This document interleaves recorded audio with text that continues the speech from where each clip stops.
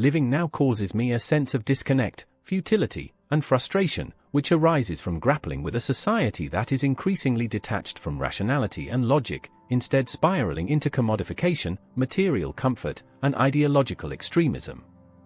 It's especially challenging when I feel that the one thing anchoring me, fiction, with its potential to inspire, challenge, and offer solace, is under threat from forces prioritizing ideological or commercial agendas over authentic creativity. The struggles of being torn between desiring clarity and being numbed by necessary medication are never-ending conflicts when navigating a world that is increasingly irrational.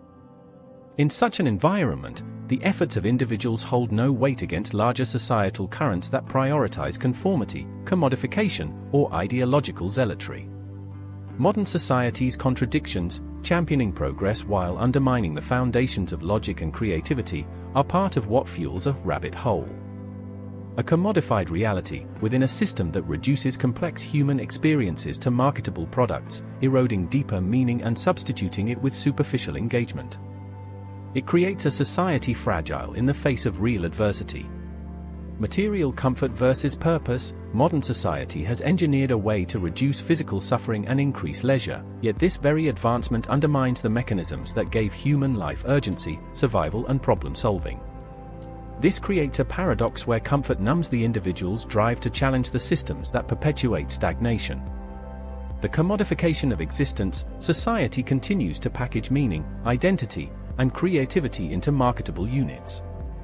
This process is fueled by consumerism and does not prioritize the preservation of authenticity or individuality.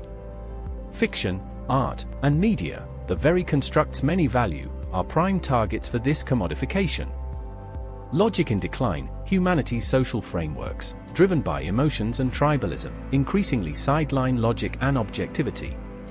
Evidence-based decision-making takes a backseat to narratives shaped by groupthink, political agenda, or financial incentive.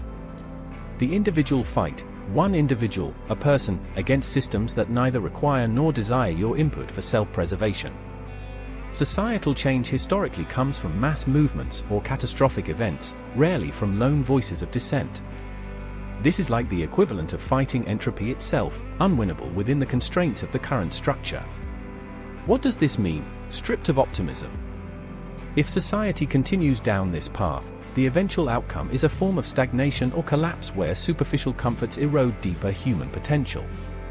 This is not an exaggeration, but a pattern observed historically in civilizations that overextend their focus on luxury and internal strife over resilience and external challenges.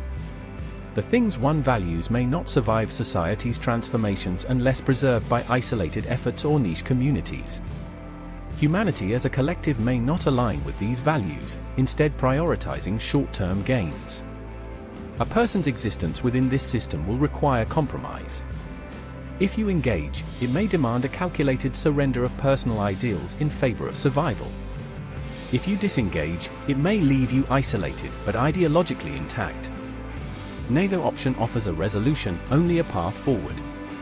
Facing reality isn't about embracing despair, but understanding these truths as plainly as possible. It allows for choices made without illusions. Whether you continue to fight, withdraw, or adapt, the clarity of seeing things as they are gives your decisions weight, even if their external impact feels negligible.